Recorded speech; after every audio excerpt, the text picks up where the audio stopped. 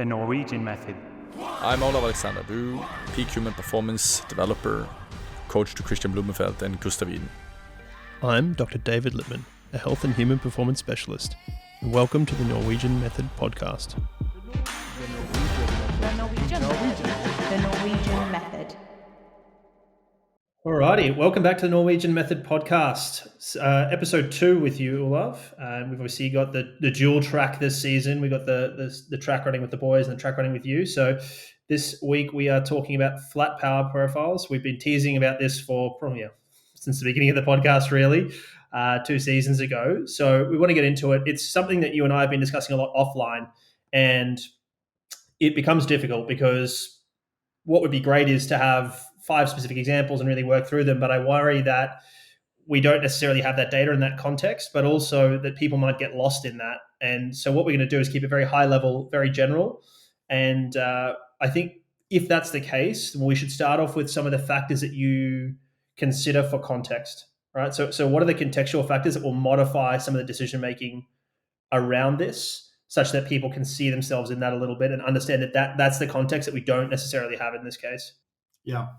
So I think starting first, I think that using your curves is a very practical tool to evaluate how you respond to different workouts. And that's what I think that we will focus on in today's podcast, is exactly how can you use it independently of the context to evaluate how you respond, but also as a tool to evaluate a little bit what you should prioritize more and less in your training also moving forward, depending on how you do racing.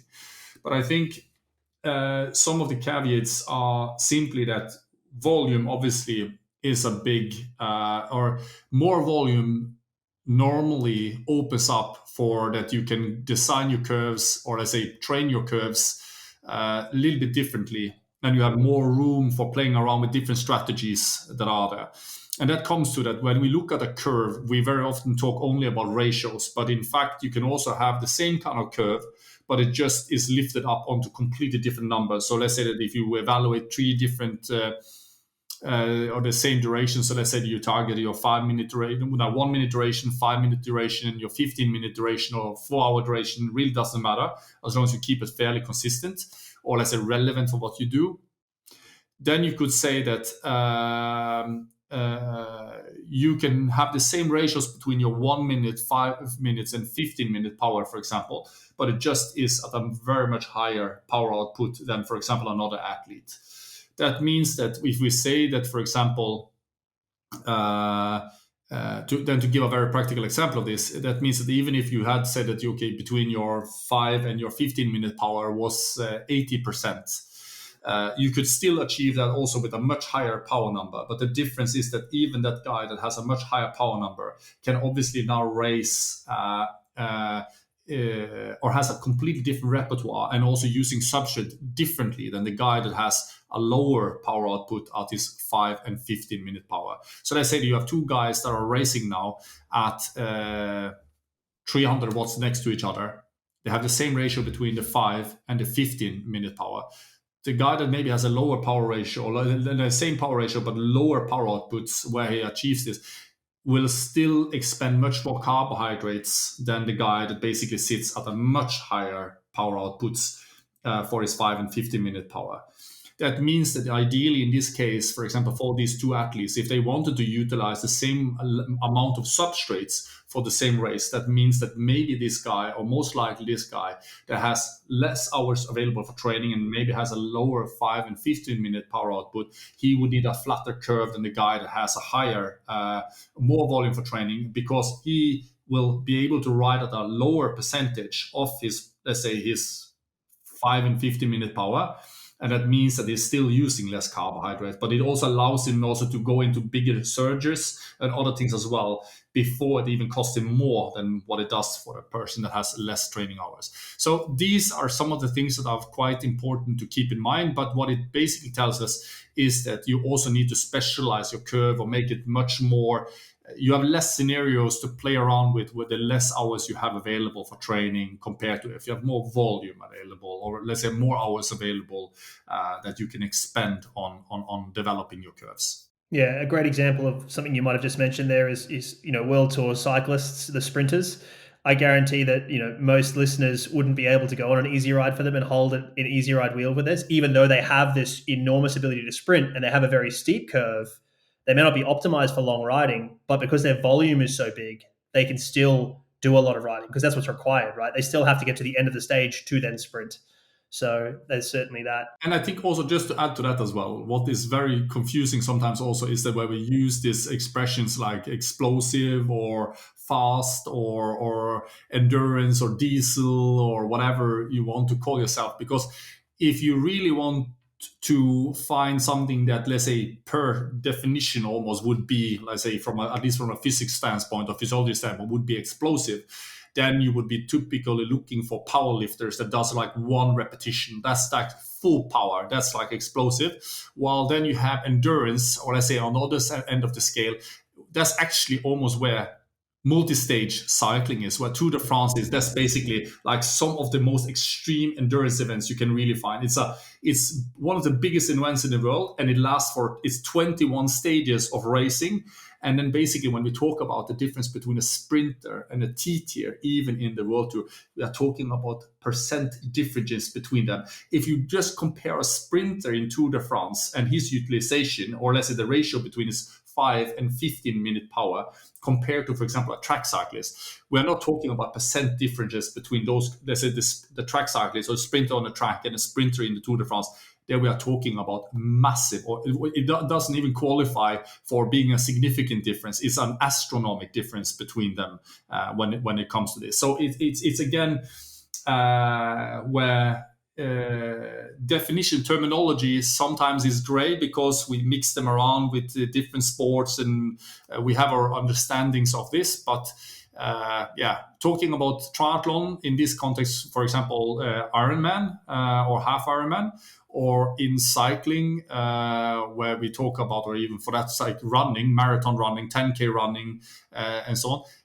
The difference we talk about here, if we call somebody a more fast one or has a little bit more top end versus another one which is more diesel, we are talking about very, very small differences normally in the curve between these people.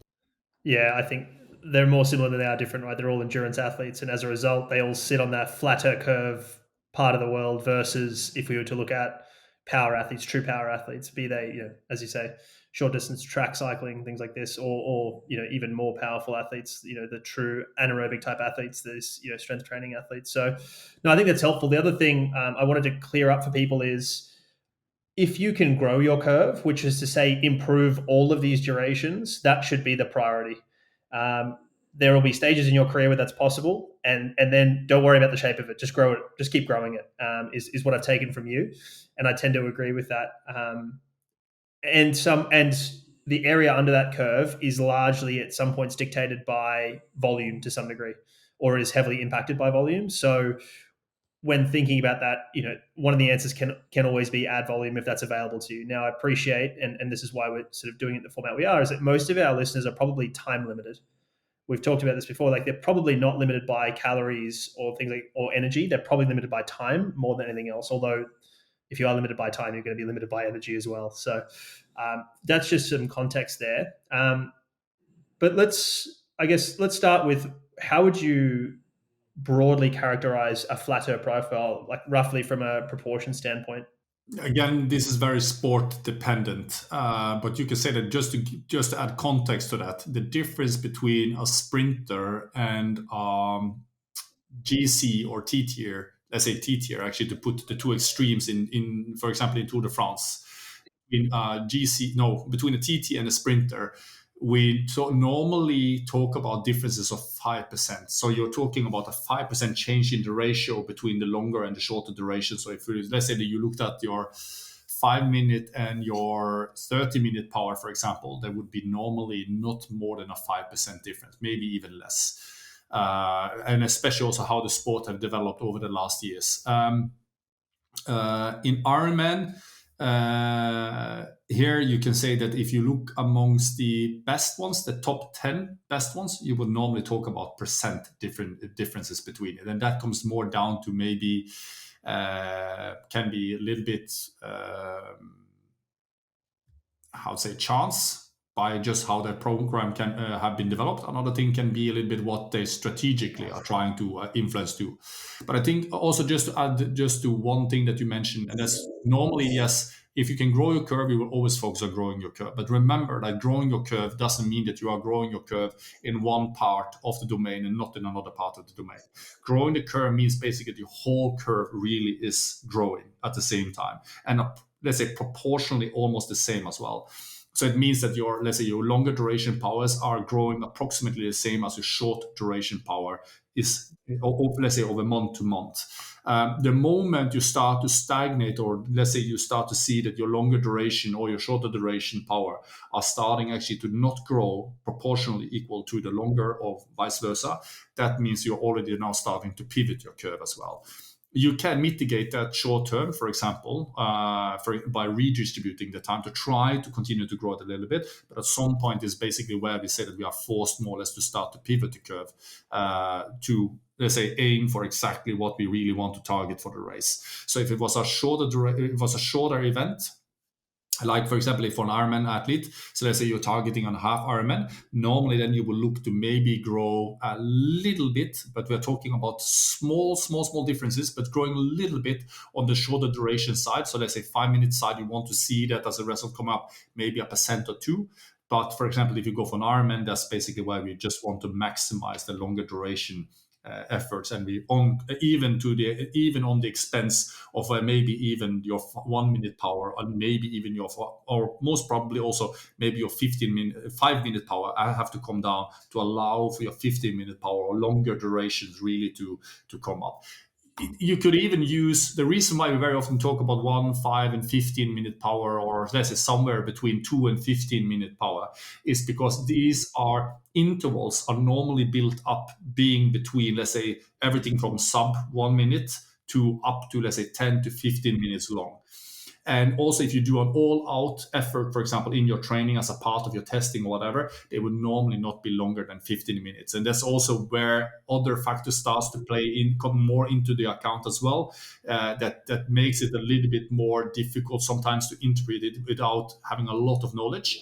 And that's why, again, keeping this range between 1 and 15-minute power. But you could easily have used, for example, your 1 or 60-minute power or 4-hour power, and compare even these two, for example, and you're looking at basically how these are even changing. Because you don't really need all-out efforts. You could also say that, well, basically, if I'm doing a little bit more 1-minute efforts in my training, well, you will normally improve that part, as opposed to, for example, if you're, let's say, focusing more on your longer rides and starting to lift, for example, your LT1 or, let's say, longer duration powers. But metabolic tools, or tools that can inform about the metabolism, can be very valuable in this context. Like, for example, being able to use your VO2 master, then you don't really need all-out efforts. It's basically just looking at the oxygen utilization, for example, at a VO2 max versus LT2, and then look at basically how is this changing, and you get the full picture, or let's say you get 95% of the picture or 98%. You get almost a full picture simply by doing that. So flat curve, I would say that if you use that Ironman context, I would say that here we're looking at for Ironman, I would say that then we are looking at having a 15-minute power if you do all-out efforts. For example, that your let's say take your 30-minute power, but if you take your 15-minute power, we would normally like to see that your 15-minute power starts to get up to at least 85% of your 5-minute power, or even higher. For these athletes, yeah. The Norwegian method. The reason why I use Morten with the boys is because it reduces the GI stress. And the reason why it reduces the GI stress is basically because carbohydrates are packed in a hydrogel. And why that is important again is because if you can then take more carbohydrates per time, it means basically also you can train faster or race faster, which ultimately is the goal in our sport. To benefit from the one-time code and get 20% off your next purchase on Morten.com, simply enter the code TNMS1 at checkout. The code is applicable once per customer on all products except the Morten bicarb system, valid until the 31st of December 2025. The Norwegian method. And we're calling that flat in that context because that's, relatively flat, so to speak. So, and you would like that to be in the phase prior to the Ironman. So you're talking about a specific preparation phase there in the, let's call it 8 to 10 weeks prior. Because if you see that earlier in the block, or let's say earlier in the season, let's call it the first 6 months of the year, prior to an August race, you might actually be saying, listen, this is a little bit early here. We might want to be trying to grow the curve, or indeed keep it, a little bit steeper for a while before we start to pivot it towards a more Ironman profile. Is that fair to say?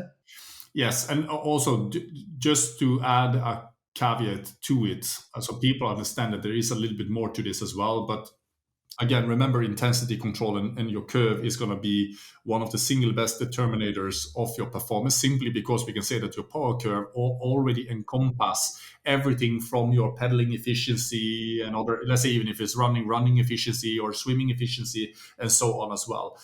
Because your power or your velocity is a function, obviously, of all these things combined.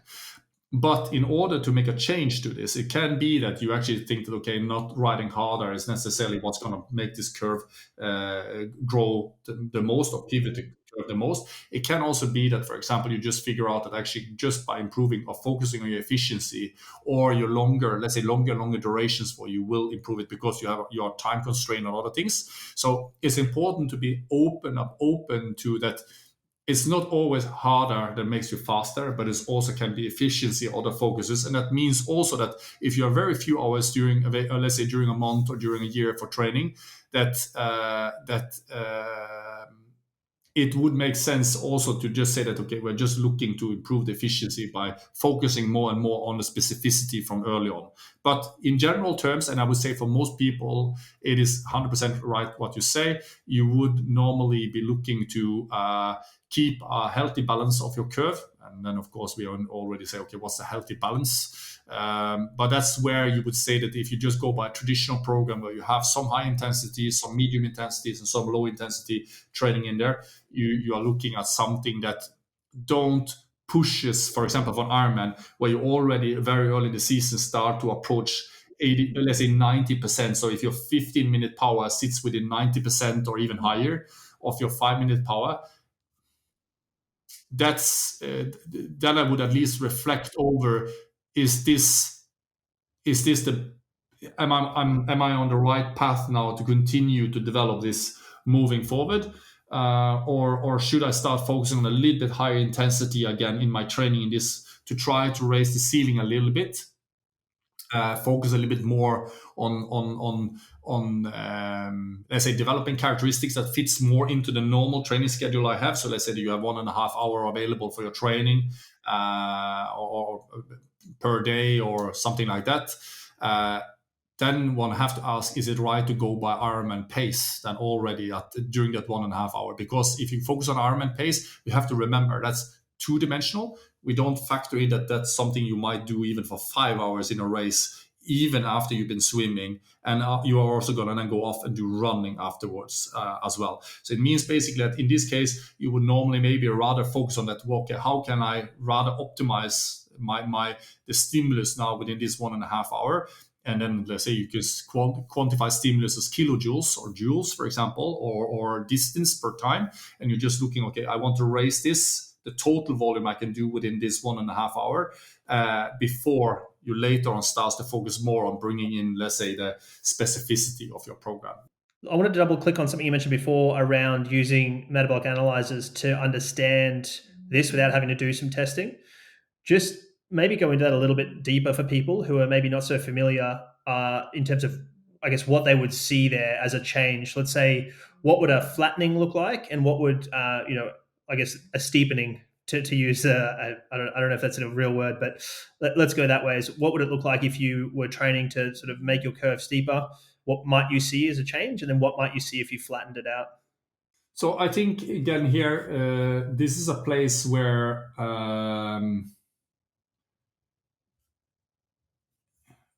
when you want to use metabolic or bring in metabolic measurements into your training, you can say that one of the gold standard methods to do this is that you are taking your maximum lactate steady state and you're looking at the VO2 at maximum lactate steady state versus your VO2 max as a percentage.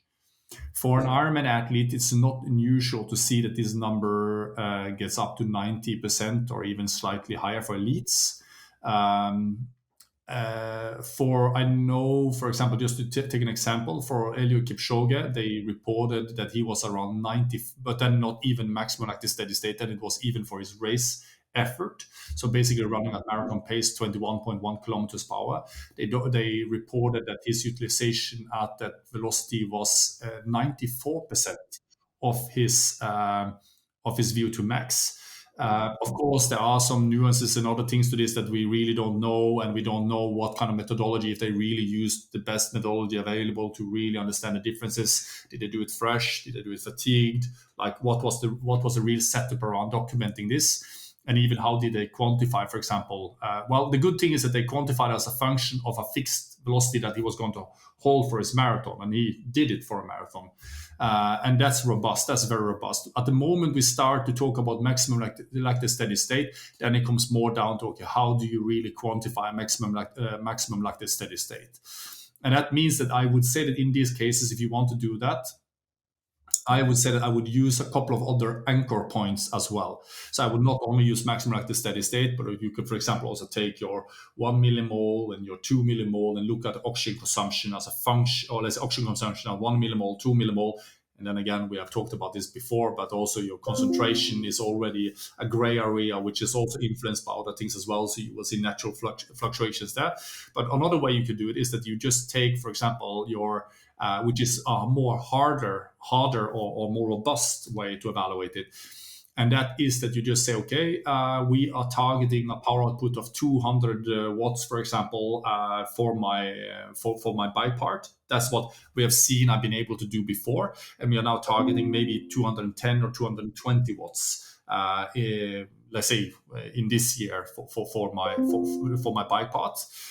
And then when you do your testing, you would do, let's say, measure your oxygen uptake at around that power output, so 200 watts or 220 watts.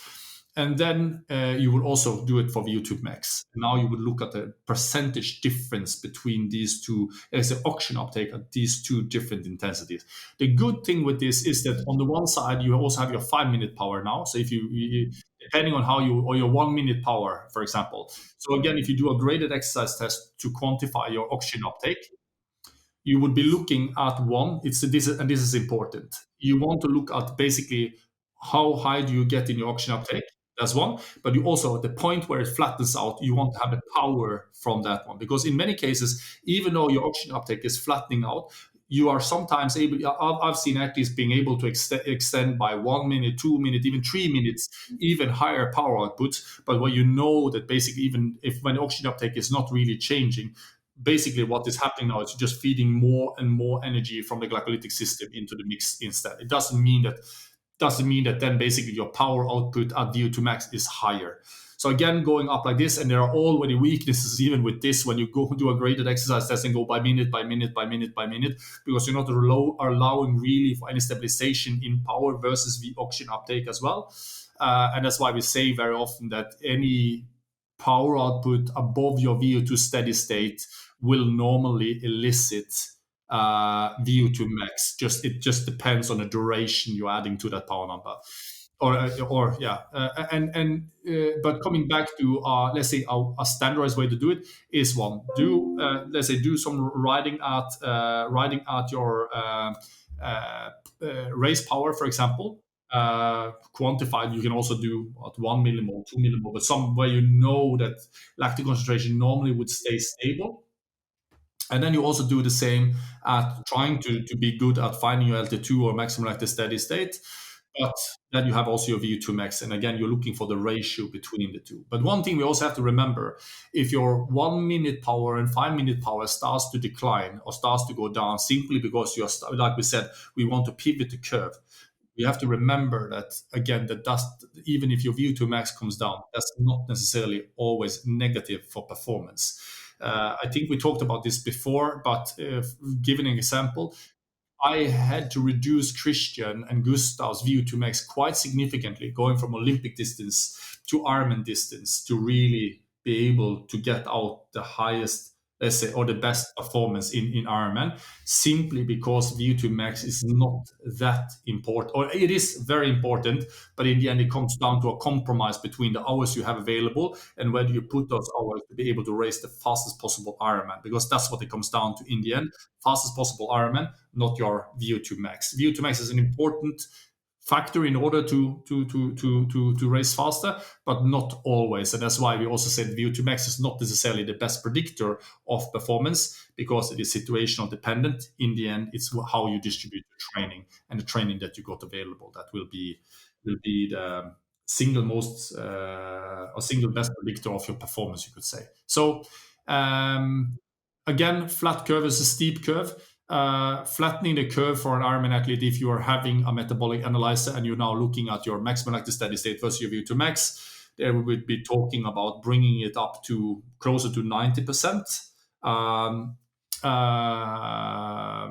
And that may include reducing VO2 max, right? So that's what you talked about before. Is now we're talking about proportions. We're not talking about we're not talking about fixing that VO2 max and then lifting that MLSS. We're talking about, hey, this proportion changes. That could be one dropping and one raising a little bit, or one dropping, or one raising. So that's worthwhile noting. But then for a steep, I guess by definition, then a steep curve would be anything above that. Really is kind of higher than that would be steep, and maybe not too steep, but certainly steeper. I would say that if you're starting to see a ratio between VO2 max and LT2 or maximum lactic steady state that sits in a range of around 80% or something like this, then the curve is way too steep for even for an elite. If it's especially if it's a world championship. And you could say that here that like you say that this is only talking about the ratios. Like that means again that maybe for Ironman athletes that are our age grouper that have available 10, 12 hours for training, it means that for these people you even have to reduce maybe the VO2 max even more, because what we have to remember, how do you train your VO2 max? Okay, some people talk about long slow distance, so some people talk about high intensity intervals and so on, but we have to remember that the conditions that are required to meet VO2 max is an all-out effort that brings you to basically, for example, your maximum heart rate, maximum ventilation, and this kind of thing. And that you won't do in a long, slow ride. Yes, you will be able to improve your VO2 max by doing long, slow riding up to a certain point. But if you really want to improve your VO2 max, you also need a high intensity training, because if you are able, if you go into the research, for example, and you look at it, it almost falls on its own. VO2 max is ultimately quantified as energy turnover per minute. That's how we normally quantify it, but we just use VO2 as the measurement to look at it. And if you want to have the highest possible energy turnover per minute, it means basically that's what you need to increase. But that's also where we start to understand that, well, my 1 minute or my 1 minute maximum energy turnover is not really what is important for an Ironman at all. It's basically the 8 hour, 10 hour energy turnover. And that's what really I need to optimize for. That means also that the short duration or high intensity workouts becomes less of importance also the closer you get into a race, because it is too unspecific, and even to the point where it doesn't really make sense even to try to maintain it, if that is required to redistribute the training time you spent on that to rather improve your 8-10 hour average for the swim, bike, and run. The Norwegian method. The reason why you want to have a VO2 master, because when athletes or customers comes there and they are doing the training, they're putting in money and hours into improving the fitness, you want to have a device that basically allows you to track their progress, but also measuring their metabolic power as well. And then on top of that, the only way to truly be able to do individualization is also to measure the utilization of the athletes. And there is probably no better device on the market to do that with than, for example, the VO2 Master. If you've been thinking about adding VO2 testing to your training facility, you know our viewers get an exclusive one-on-one consultation with their product experts on how to make VO2 Master work for you. Head to vo2master.com/Norwegian-method to book yours today, or follow the link in our show notes. The Norwegian method. And to contextualize this within a season, to sort of continue our last discussion or our last podcast episode, we talked about timing already in this episode, which is, you want to be flattening things out closer to race day. But we also realistically have people who are listening who are coming off of last season, right? So they've optimized or potentially optimized for an Ironman, so a pretty flat profile, and they want to be there again in maybe 9 months' time. That interim phase, if they have the available, I guess, time, using a time budget, should we redistribute to try and steepen things back up? Is that a good plan in the off-season, early season phase to try and, I guess, undo some of the specific Ironman training to then redo it to try and maybe grow the curve a little bit or raise the ceiling, as you said? Is that a fair way to think about this? Yes. There obviously, again, there's a yes and there's a no, but in general, I would say that we also have to remember that when you do Ironman specific training, so let's say that you bring in on a Saturday, you do 4 hours of riding on your bike, so you take a large proportion of your training in the weekend. So let's say you are a person training 10 hours a week, for example, 10, 12 hours a week. And then sometimes you're able to bring it up maybe to 14 hours, other weeks you're down to 8 hours. But let's say that you decided, okay, I want to have some a little bit specific riding, so I do 4 hours on the bike and then I do an hour run afterwards. I do as a little bit as a brick, for example. We have to remember now that during those 5 hours of that you go to training, you are going to expend a lot of calories to the point where it might even be difficult to bring you back into balance, calorie balance that day. And you maybe even need a day after to do that as well. What we have to remember that when we do higher intensity training, then normally it's not necessarily a large caloric deficit that you are putting into yourself, but it's more of a glycolytic deficit that, if you look at it purely from a nutrition or substrate perspective, that you're really putting into your body. And you could say that can be depending on how you're training during week, but if you have 10, 12 hours of training per week, for example, it's also going to be easier for to keep the body in balance with a sound program where you have some more high intensity and try to lift the curve by focusing on a little bit shorter intensities, by, again, not only lifting the really short duration powers, but also the medium and longer duration powers by focusing a little bit more on packing in more intensity for a shorter duration that you have available before you start doing the more specific work leading into race again. So yes, coming off an Ironman, you will normally see, if you did a testing a week afterwards or two, or even if you did less, you will be probably so fatigued that you would have a super flat curve. But again, you have to remember that's also a part of a curve as well.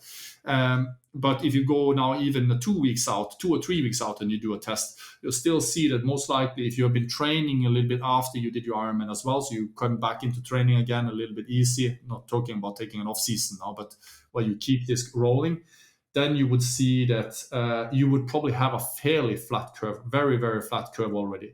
And this means that in this block now, I would probably try to bring more in again, the shorter duration power outputs again, nothing fancy, just solid, simple, good workouts with good volume of higher intensity or medium intensity to bring up the curve again, so that basically when you start specializing again, you again will try, obviously, to lift, at least not lose even more on the short and short duration, medium to short duration power outputs. So yeah, it's fair to say, coming off a race and starting to build back up again, focus a little bit more on the shorter, medium to shorter duration power outputs for a period. It will probably give you better progress than just going back into Ironman training again, unless you have there are some limitations there that you're working on over a longer period. So there's a bigger plan to it. Yep.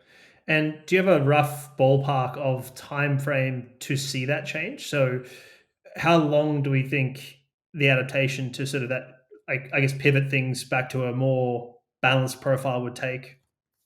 So I think that for Christian and Gustav, after Cozumel and Florida in 2021, one of the worries a little bit when we now, I'll say at that time when we went for Ironman, was, okay, what's the consequence on this on short course racing?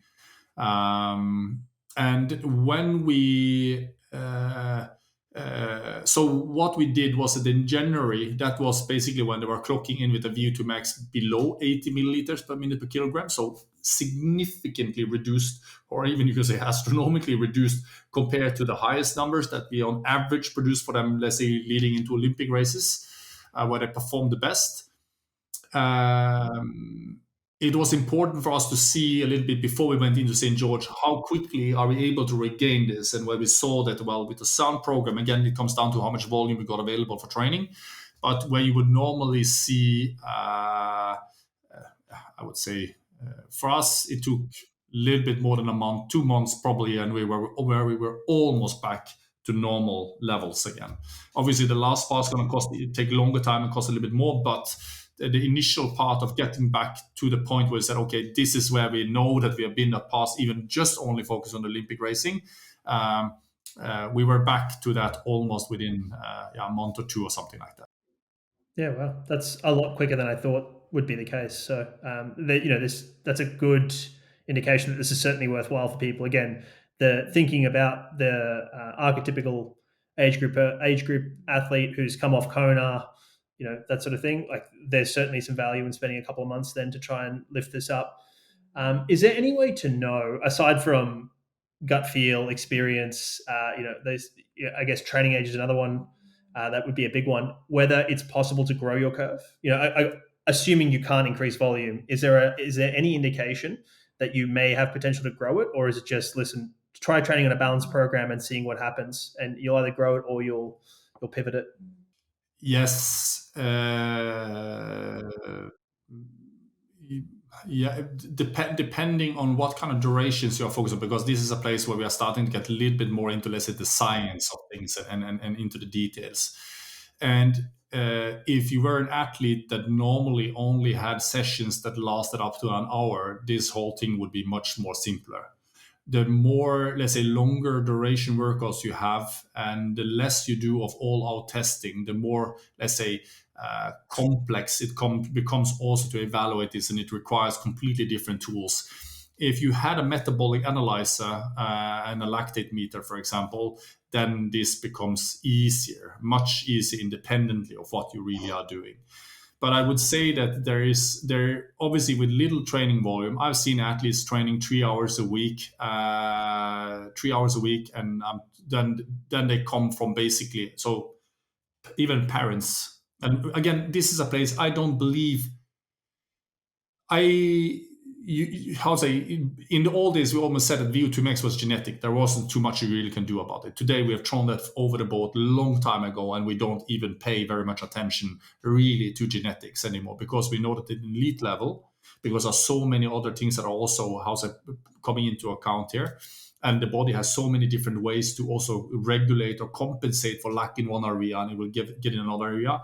Christian, Gustav, and Kasper are 3 brilliant examples of this, where you see, if you look at the phenotype of these 3 athletes, even if you do mRNA or DNA studies of them and so on, you'll see that there are, you can, with the naked eye, you can basically see that these are 3 very differently built athletes, and still they are performing with the same VO2 max, power outputs, and there are nuances that basically that separates them. That means not that one necessarily is better than the other always. That we also have seen. One athlete does better in one race versus another better in another race. It comes down to these kind of things as well.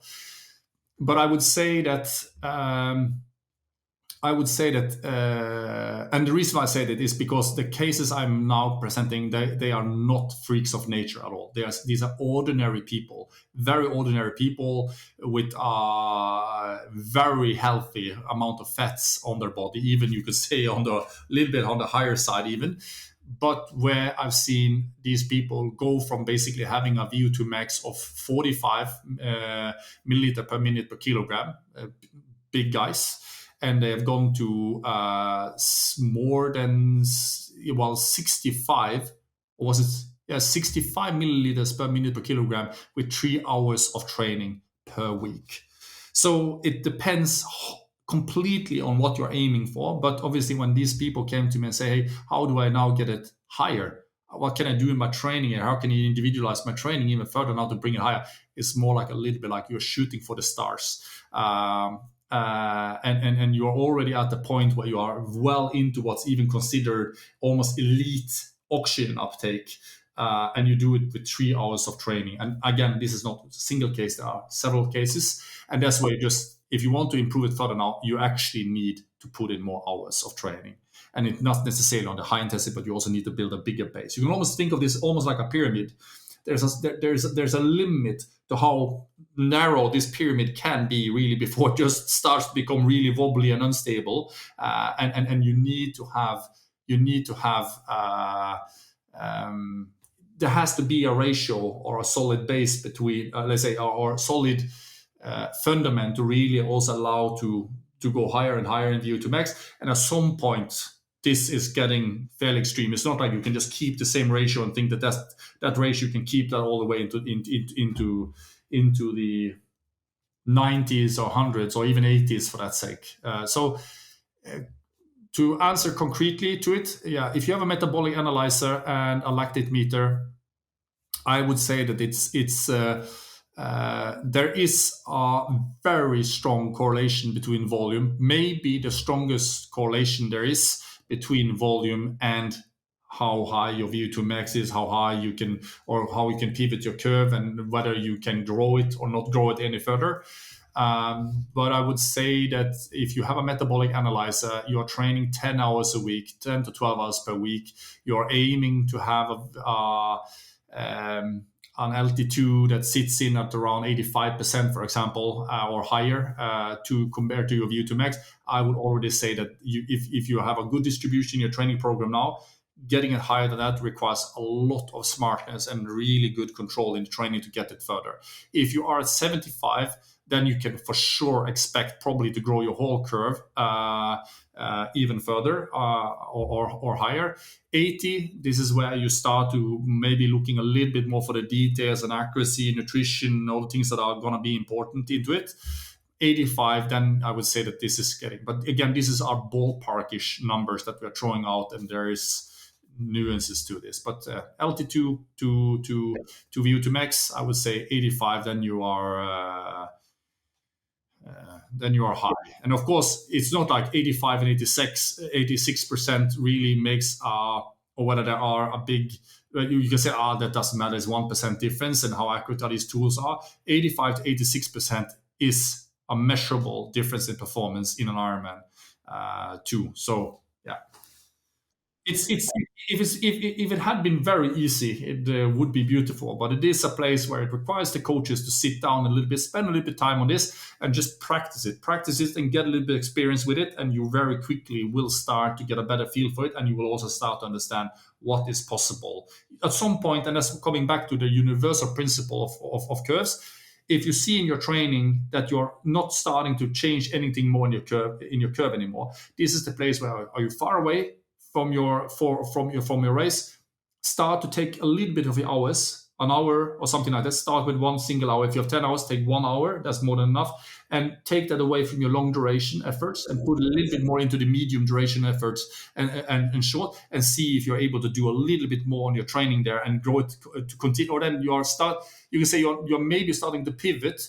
But at the same time, you can say that as long as you're able to maintain your long duration effort and then at least lift the short duration, there is still room for growth possibly. But if you start to see that while even redistributing a little bit here, you're actually starting to drop a little bit in the long duration and you're growing there, this is the point you can say there is no more room for growth. So to answer the question more specifically, how can I evaluate whether I'm able to continue to grow my curve and increase my performance? Growing a curve is simply at least then that you're redistributing a little bit step by step of your training towards either longer or short, or let's say shorter or longer duration part of your curve, and you're looking to not lose any places in your curve, but rather shifting a little bit higher before you alternate back and then seeing if you can then bring that part of it even higher again. But at the moment you start to redistribute your training and you start to see that leads to a decline one place in the curve and increase another place in the curve, this is the place where you just know that there are no more room really to improve or to grow your curve, unless you can then start to focus on efficiency or other things that are within those time constraints that can lead to better performance of your curve. But general build in terms of energy turnover, that's probably exhausted at that time, and you need more volume simply to do something about it. I'm conscious you've got a heart out, Olav, so I just wanted to ask one more question, and it might be a simple one. When is it not worth trying to change your curve? Is it when you're optimized for a race, or is it that you've reached your ceiling of volume and now you're kind of stuck? Is there any other scenarios where you might say, listen, it's not worth trying to change your curve here? I think that it's good to change the curve, alternate. Let's say do block focuses, keep focus on a couple of few tasks, not more than that. Even though one is eager or wants to do everything at the same time, I would say that it's always valuable to spend enough time trying to improve something. But I would again alternate. So I would say that you should, in most settings, always try to alternate. So leading into races, obviously flatten the curve if you're an Ironman athlete. Going out of races and you have a longer period in between, try to raise the curve, or at least the shorter duration part, medium to shorter duration part of it, before you again shift back again and you try to increase the longer durations again, leading into new races again. So I would say you should always try to do this, but when you have 4 weeks left leading into a race or something like this, be focused on the things that really matters and don't stress anything, because it's the biggest error I see sometimes people do is that they stress more and more going into races, and they start to make more and more abrupt changes, or they start to add a lot of extra things and other things. The problem is that you won't really be able to utilize any of that in a race, and worst case, it's only going to lead to worse performance in most cases when you do it. So 4 weeks before a race, don't change things. Do things the way that you really know is working for you. If you're going to do anything at this time, is basically looking at smarter way of really tapering rather leading into the race instead. But tapering is completely different than trying to grow your curve, to put it that way. Yeah, the hay's in the barn. Be confident in what you've done and go for it, and what will be will be. But thanks again for joining us, Olav. Really appreciate this. We'll be back with another episode of the Norwegian Method podcast soon, so please do subscribe if you haven't yet. Rate the podcast if you haven't as well. We'd appreciate it, and share this on social with somebody who you think would listen to it. Thanks, Olav, and we will see you. Well, we won't see you next time because that'll be with the boys, but we'll see you the time after. Same, David. Thanks. Thanks. The Norwegian Method.